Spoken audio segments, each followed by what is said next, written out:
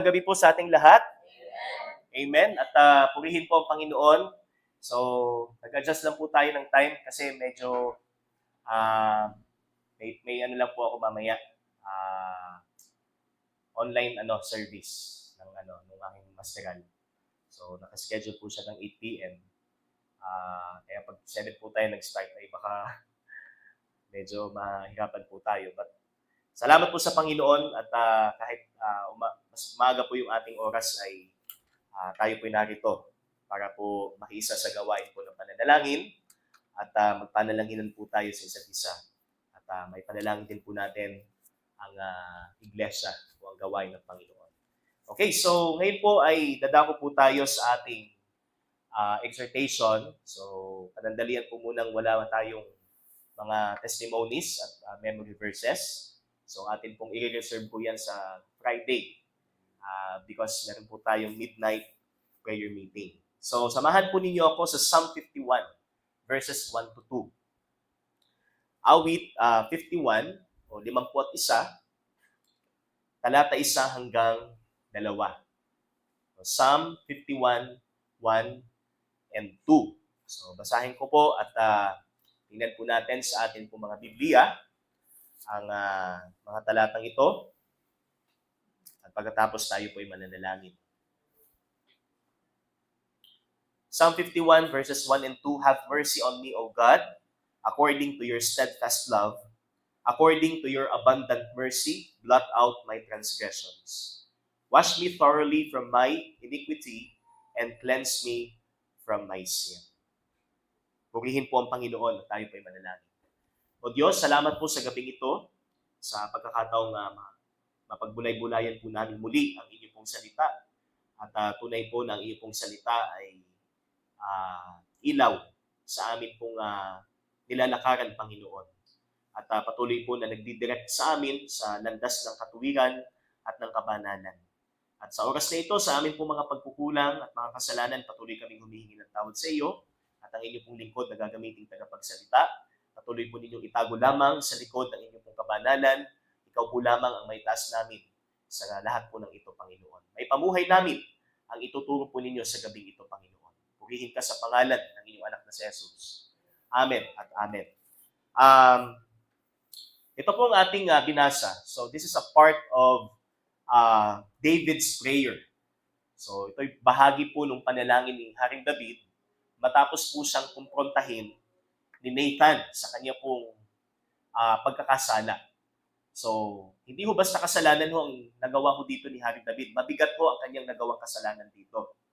So, siya ho ay nagkasala ng tinatawag po nating adultery o pangangalunya. Alam po natin that yan po ay kasama sa 10 utos, di ba? So, you shall not commit adultery. Sapagkat if you commit that, so you disobey and you violate God's law o ang batas ng Panginoon, especially pagdating sa spiritual na bagay. Nakita ho natin doon sa Book of James, yung sinasabing adulterers and adulteresses. So, spiritual adulterers and adulteresses na kung saan ay talagang iba ho ang kanilang object ng kanilang worship at ng kanilang pananampalataya. At ito ho ay malaking offense sa Panginoon sapagkat ang sabi niya, there's only one true God. Isa lamang ang Diyos na dapat sambahin at siya lamang. Siya lamang ang dapat na sambahin. So ito po yung naging kasalanan po ng buong mundo, ng mga tao, at maging sa part po ni Haring David, although siya ho ay sumasamba na sa tunay na Diyos, nagkasala pa rin po siya. So nag-commit pa rin siya ng isang mabigat na kasalanan at ito ho ay mabigat sa harapan ho ng Panginoon. So alam po natin yung nangyari during that time, si Bathsheba, nagkaroon po sila ng pagkakasala o nagkasala po sila sa Panginoon. And nakita ho natin yung agarang pagtugon ni Haring David sa kanya pong napakinggan o sa revelasyon ng kanyang nagawa ng kasalanan sa Diyos. So agad-agad ho siyang lumapit sa Panginoon at siya ho ay nagpatirapa at humingi ng tawad sa kanyang pagkakasala. At makikita ho natin, actually hindi po lang itong first 2 verses ang panalangin po ni Haring David, but halos ito pong buong 51 or 51st Psalm, ito ho yung prayer po ni Hari David. Pero kumuha lang po tayo ng 2 talata para makita ho natin yung tinatawag po nating katangian ng panalangin na kung saan ay nagpapatawad o nagbubunsod sa isang tao na siya'y patawarin sa kanyang kasalanan. Because nabubuhay ho tayo sa paniniwala na ang Diyos ay mapagpatawad even doon sa panahon na hindi pa natin kilala ang Panginoon. Hindi po ba? Nabubuhay tayo doon sa panahon na basta ikay magdasal, basta ikay humingi ng tawad sa Diyos sa iyong kasalanan, ang Diyos ay mapagpatawad. Yan. Pero iba ho yung humihingi ka ng tawad sa Diyos na kung saan tama ang iyong pagtingin sa kasalanan. Hindi yung kasalanan ay parang sakit lamang o bagay na o pwede mo lang panandaliang hindi gawin at pagkatapos ay gagawin mo na siya ulit. So, para bang practice, na itatago mo lang ng panandalian, hihingi mo ng tawad sa Diyos, tapos balik ka na ulit sa dati. Di ba? Pero sa bahaging ito, makikita ho natin yung tunay na panalangin ng paghingi ng tawad sa Diyos. Sapagkat siya ho ay nanalangin sa Diyos na bigyan siya ng pusong malinis at bigyan siya ng pusong naghahangad ng buhay na kung saan ay kalugod-lugod sa Diyos. So, alam po natin yan. At yan ay ang buhay malayo sa kasalanan. So, ang ating pong title is A Prayer That Guarantees Forgiveness. O ang panalangin na gagarantiya ng pagpapatawad. O pwede nating tawaging nakapagpapatawad na panalangin. Pero hindi po yan panalangin ng isang taong walang kaugnayan sa Diyos, kundi ng isang taong iniligtas ng Diyos. May napanood po ako na isang, ano ba tawag doon? Parang feature, nabalitaan po ba natin yung lumubog na bangka sa parteng Tawi-Tawi? So, bukod po yung sa Basilan. So, yung pong bangka na kung saan ay overloaded. So, overloaded yung bangka. So, lumubog. So, nakunan po ng video yung kanilang yung sitwasyon habang sila po ay nagpapalutang-lutang sa dagat. Tapos narinig ho doon sa video na yon na humihingi kami ng tawad kay Allah. Yan. So, talagang very intense yung kanilang damdamin na malapit na talaga ang kamatayan sa kanila. Kaya sumisigaw na sila na patawarin sila ng kanilang Diyos sa kanilang mga kasalanan. So, nakalulungkot sapagkat nandun na sila sa bingit ng kamatayan, iba pa ang kanilang hinihinga ng saklolo. Iba pa ang kanilang hinihinga ng tawad.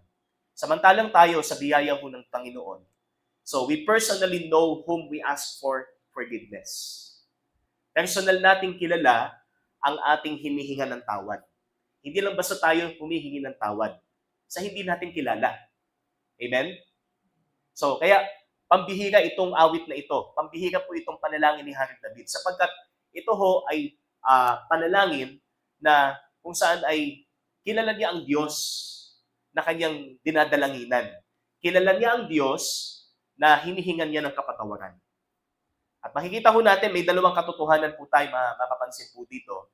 So, dalawang mahalagang katotohanan sa ating buhay pananalangin upang matiyak po natin ang kapatawaran ng Panginoon. So first, una, sabi dito, there must be admission of guilt. So kailangan meron pong pag-ako o meron pong pag-amin sa ating mga kalikuan o sa ating mga kamalian o kasalanan. Hindi ho yung, ini-ignore natin ang ating pagkakamali o nagmamatigas tayo sa ating mga pagkakamali. Ipinangangatwiran pa natin, ginajustify pa natin ang ating mga pagkakamali o ang ating mga kasalanan. So, how come na manalangin ka pa sa Diyos at hingi ka ng tawad? But nandun pa rin yung pride sa puso mo. Hindi mo pa rin siya, nile-let go. Hindi mo pa rin hinahangad na maalis ito sa buhay mo. Hindi ba? Kaya sabi po ni Hari David, so tingnan po natin muli ang verse 1, Have mercy on me, O God, according to your steadfast love, according to your abundant mercy, blot out my transgressions. So binanggit niya yung word na have mercy on me. Ako'y iyong kahabagan o Diyos. So maliwanag po na ang Diyos dito ay ang Diyos ng Biblia. Ang Diyos na lumikha ng langit at ng lupa, ang Diyos na nagligtas kay Haring David at sa lahat ng mga nagsisampalataya sa Kanya. Diba? At ang sabi niya, O Diyos, ako'y iyong kahabagan. He is begging for God's mercy. So an inferior one begging to the supreme one or to the superior one. So hindi ho basta lang yung sinabi ho dito na ako'y iyong kaawaan o Diyos. Sapagkat ipinapakita ho ng statement na ito kung sino ang Diyos sa kanyang buhay. Na siya ay Diyos na mahabagin. That the God na kanyang dinadalanginan is a merciful God. Okay?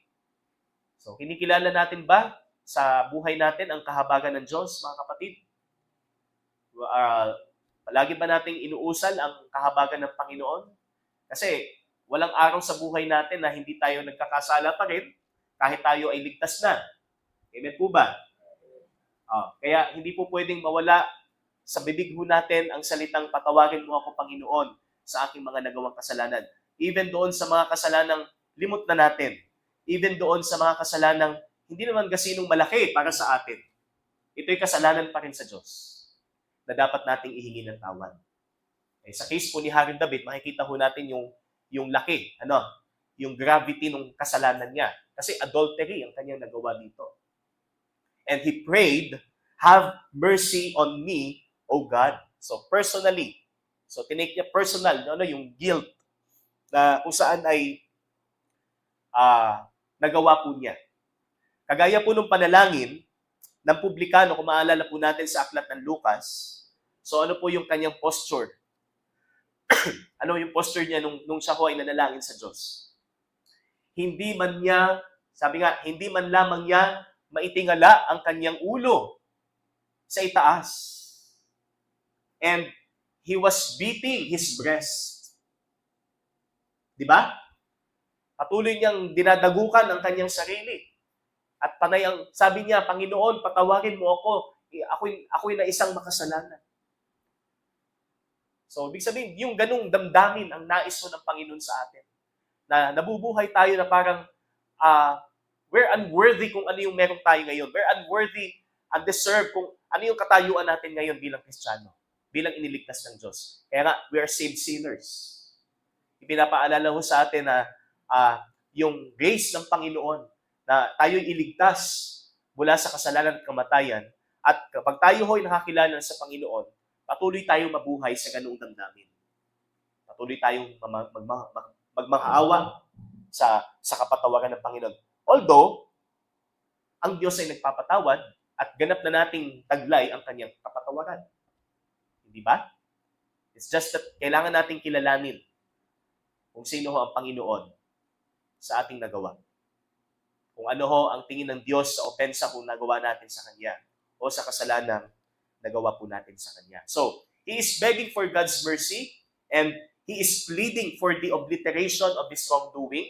Sabi po niya, blot out my transgressions.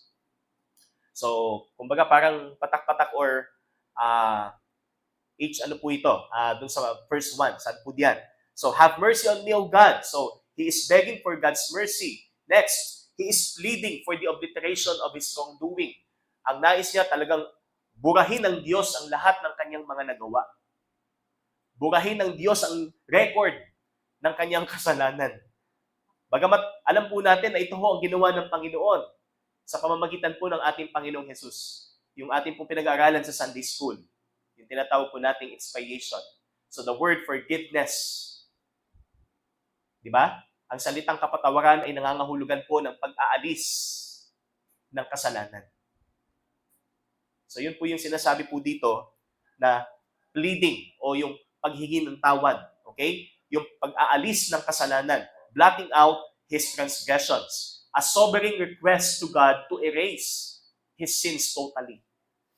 Burahin na ng Panginoon ang kanyang kasalanan.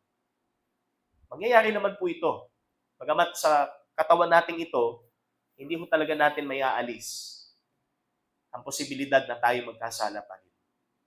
At dahil po dyan, tinuturuan po tayo ng Panginoon na lagi tayong manalangin sa Kanya. Lagi tayong humingi ng tawad sa Kanya.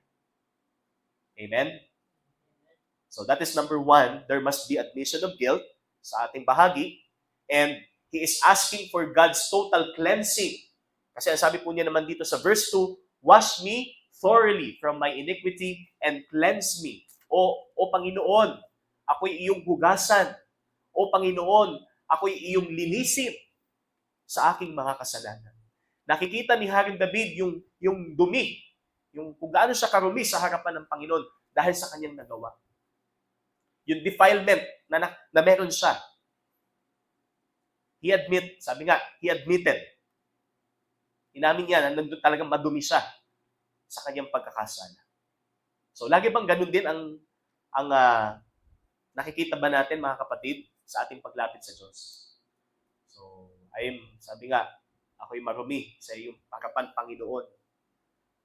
Kagaya ni Isaiah, kung maalala po natin si Isaias, di ba? Nung nagpakita ang kaluwalhatian ng Diyos sa kanya, nakita niya ang kaluwalhatian ng Panginoon. Ano pong kanyang sinabi? Woe is me, for I am unclean. Di ba? Woe is me, for I am unclean, a man with unclean lips, dwelling in the people, sabi nga, sa mga taong may magugumiting labi. So nakita niyo yung kanyang sinfulness. Di ba? Matapos niya makita ang glory ng Panginoon. So ito din ang nangyari po kay Haring David. So Panginoon, ako'y sa aking nagawa, ito'y malaking offense sa iyo. Alisin mo ito, O Diyos. Burahin mo po ito, O Diyos. Hugasan mo ako, Panginoon. So that is sabi nga, talagang straight na sinabi po ni Haring David sapagkat nilabag niya ang kalooban ng Diyos. Siya'y nagkasala, sabi nga, seriously, nagkasala ho siya sa Diyos. Kaya, there must be admission of guilt, brothers and sisters. Sana lagi ho nating nagagawa sa ating buhay pananalangin. Hindi lang basta, Panginoon, patawarin mo ako sa aking kasalanan. So, sikapin nating idetalye yung kasalanan na nagawa natin sa ating panalangin. Hindi lang basta, Panginoon, patawarin mo ako sa aking mga kasalanan. If you're able to enumerate those sins, enumerate. Sabihin mo isa-isa sa Panginoon. Hanggat naaalala mo yan. Pero ang pagpapatawad ng Diyos, hindi lang doon sa na-enumerate mo. Kahit doon sa mga kasalanang limot mo o sa mga kasalanang hindi mo nasama sa panalangin, pinatawad din ng Panginoon. Di ba? Napakabuti ng Panginoon. Napaka-gracious ho ng ating Panginoon. It is a deep and total cleaning or cleansing of sin. Hindi lang basta ang kahilingan ni Haring David ay mukha lang siyang malinis. Or, kumbaga, sa mata ng tao siya'y malinis. Kundi, qualitatively, sa harapan ng Panginoon siya'y isang malinis. Morally, and spiritually. Yun po ang kahilingan ni Haring David. Okay? So, una, ano pong sabi dito? There must be admission of guilt or sin. Kailangan may pag-amin. Sa mga tao nakikita natin, sabi nga, walang umaamin, di ba? So, pagka may mga accusations, na may ganito, ganyan, so, sabi nga, walang umaamin. Ano bang ibig sabihin? So, kita na natin yung kalikasan ng tao. Di ba? Na siya ay nagtatago or magaling siya magtago. Pero sa Diyos, wala siyang may tatago. Pwedeng hindi alam ng ating katabi ang ating kasalanan. Pero ito'y alam ng Panginoon. Di ba? Kaya ang nais ng Diyos, speak it, sabi nga, speak it up. Sabihin mo sa Panginoon. Ipagating mo ito sa Panginoon. Ang Diyos ay makikinig po sa atin. Next, number 2. So, aside of there must be admission of our sins, ikalawa, there must be assurance to God's character. Or in other words, trust. Nandun yung ating pagtitiwala sa katangian po ng Panginoon. or what we call the attributes of God or the character of God. So, ano po yung character of God na makikita ho natin dito po sa dalawang talata? So, first we have the steadfast love of God. So, sabi niya, excuse me, have mercy on me, O God, according to your steadfast love. So, kapag sinabing steadfast love, hindi lang basta yung pag-ibig na alam natin, kundi ito yung pag-ibig na nanatangi lang ho sa Panginoon. Kaya tinawag po siyang steadfast love. Sapagkat ang ibig sabihin po ng steadfast love is yung tinatawag po nating covenant love of God or covenant loyalty of God. Ito yung pag-ibig ng Diyos na hindi nagtatangi. Ito yung pag-ibig ng Diyos na hindi, kumbaga, hindi tayo bibiguin. Hindi ho tayo i-fail ng pag-ibig na yan. Sapagkat ito ay reflection ho ng kanyang pagka-Diyos. Ito ho ay reflection po ng kanyang kabanalan o ng kanyang pagiging unchangeable. Yung tinatawag po natin unchangeableness of God. So, according to your steadfast love. So, David knew that forgiveness was available based on God's covenant love. Alam ni Haring David na siya'y patatawarin sapagkat nakasalalay ho sa tinatawag nating goodness ng Diyos ang kanyang pagiging mapagpatawad. Hindi ho pagpapatawad ay, kumbaga, hinuhugot niya sa kung saan. Ito ho ay, sabi nga, flowing out mula sa kanyang kabutihan. This is a overflow of His goodness, yung kanyang pagpapatawad. Kaya sabi po ng Lamentations 3, yung isa sa mga inaawit po natin, the steadfast love of the Lord never ceases, and His mercies never come to an end. So, walang katapusan ang kanyang awa. So, coupled, or partnered yung steadfast love and mercy. Tender mercies of God. So, sabi nga, magkakasing kahulugan po sila actually. Tender mercies, loving kindness, steadfast love. Ito ho ay character ho ng Diyos na siyang panghahawakan po natin sa panahong humihingi tayo ng tawad sa Kanya. Kaya maganda ho, kilala ho natin, sabi nga, matibay ang pundasyon ho ng ating pagkakilala sa Diyos. Upang sa panahon ng ating pagkakasala, hindi ho tayo tuluyang mapapalayo sa Panginoon. Hindi ho tayo magre-rebelde sa Diyos. Amen po ba, mga kapatid? Kasi napapangunahan tayo ng ating limitations, ng ating finiteness. Kaya iba yung nagiging tugon natin sa mga nangyayari. Sa kasalanan. Kaya hindi ho natin i-justify yan kung malalim ho ang ating pagtingin sa Diyos. Kung yung relasyon ho natin sa Panginoon ay malusog, hindi ho natin pinapabayaan ang ating relasyon sa Panginoon. Ano po?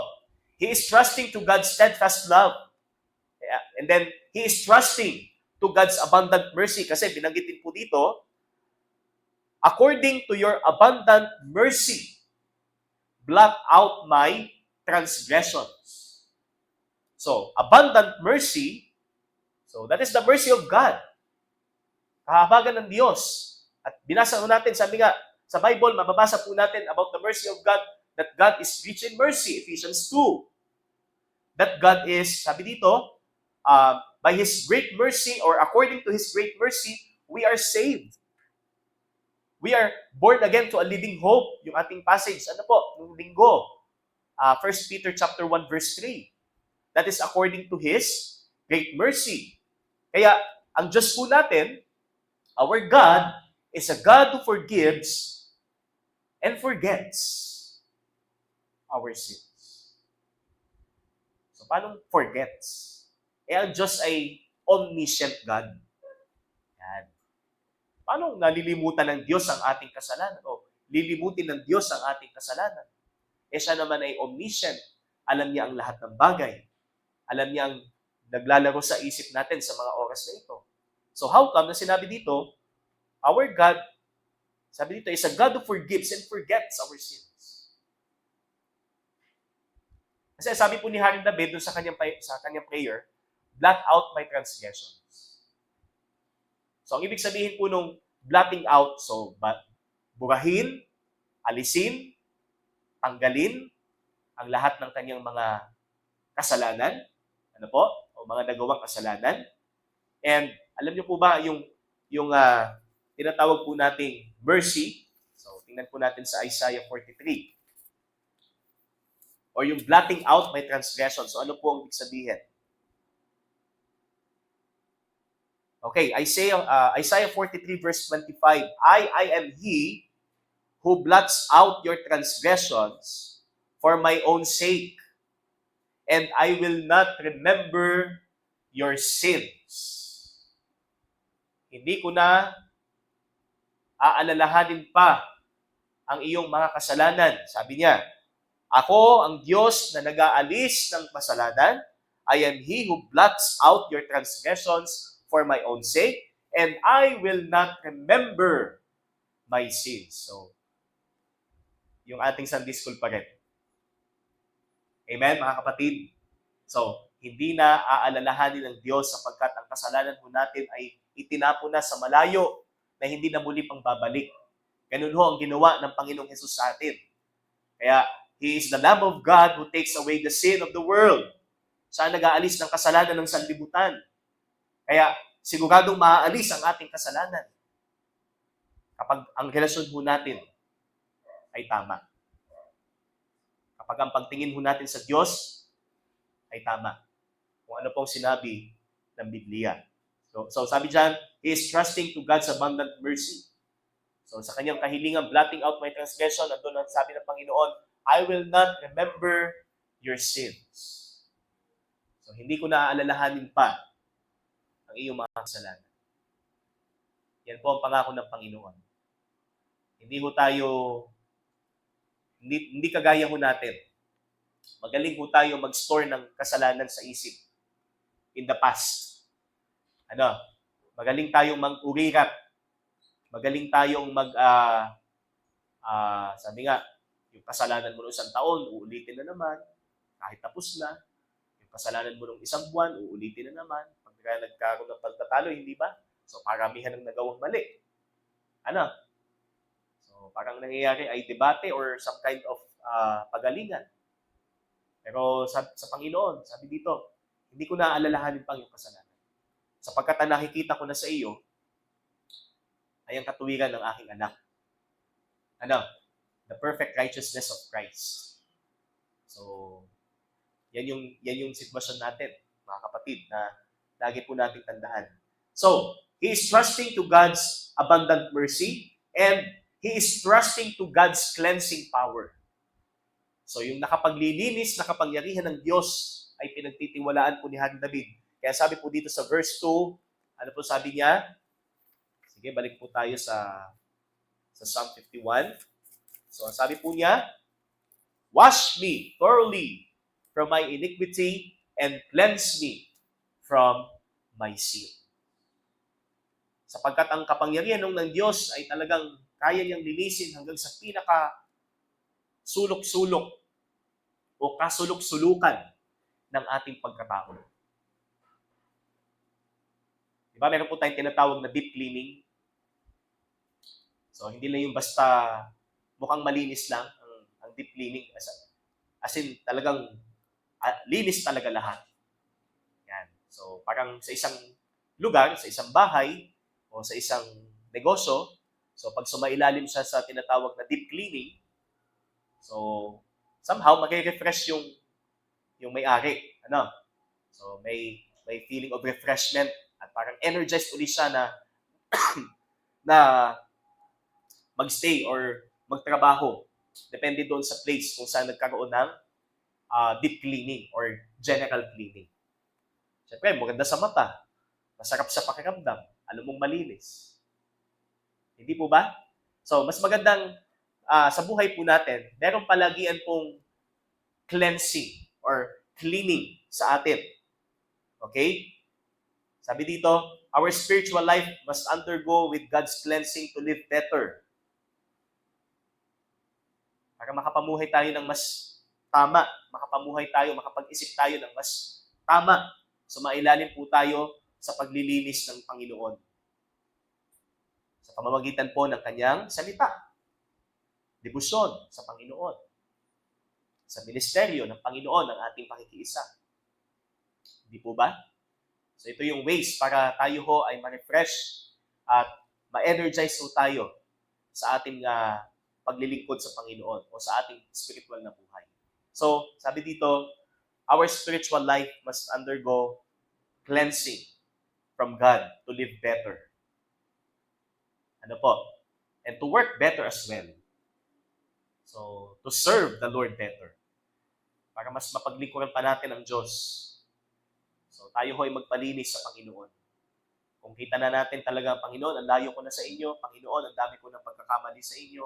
Panginoon, ang dami ko ng pagkukulang sa inyo. Humingi ka ng tawad sa Diyos. Ang kalooban niya, sabi nga, hindi lang ikaw humingi ng tawad, kundi i-commit mo na itong kasalanan mong ito ay ayaw mo nang gawin pa. Hindi mo na uling gagawin pa. Sabi nga ni Haring David, blot it out or blot this out. Alisin mo po itong lahat upang ang masunod ko lamang ay ang kalooban mo, Panginoon. Amen po ba?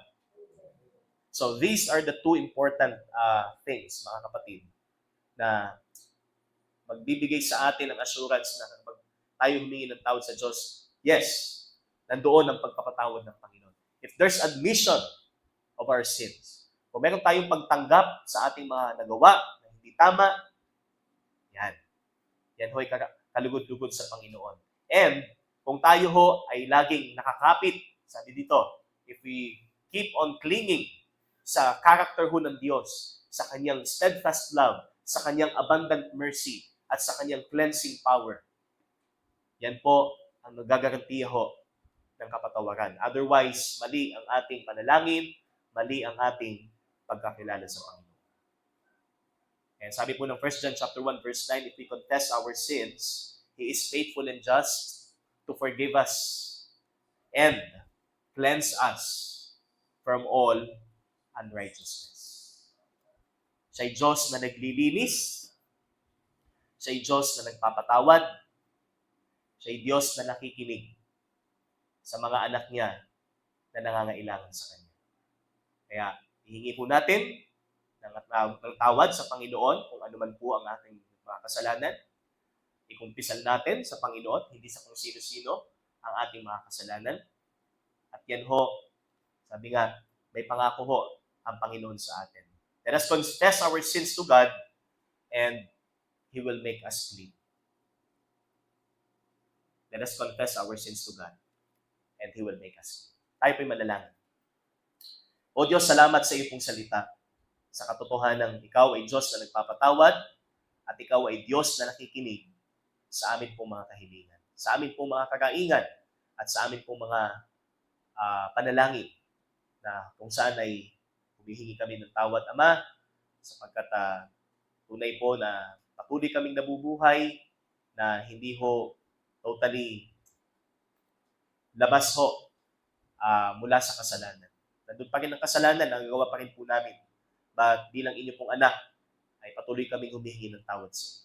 Sapagkat nasasaktan po namin ang iyong pong kalooban at ang hangad lamang po namin ay ang iyong kaluwalhatian lamang. Purihin ka, Ama, sa lahat ng ito, sa pangalan ng iyong anak na si Jesus. Amen at amen. Sa Diyos po ang kapurihan.